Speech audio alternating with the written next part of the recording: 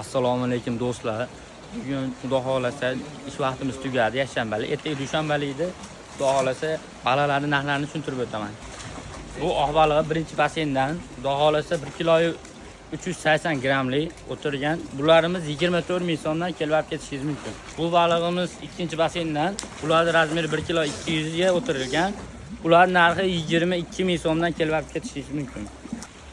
Bu balig'imiz 3-basseyndan, bular narxi 1 kiloga o'tirgan, bularimiz 19 ming so'mdan.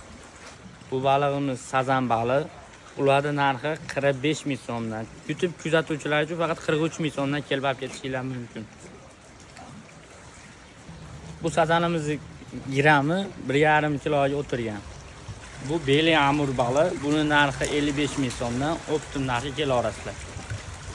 Zemin galava ilon bosh degani. İlon boshlari narxi 55 ming so'mdan kelarasizlar.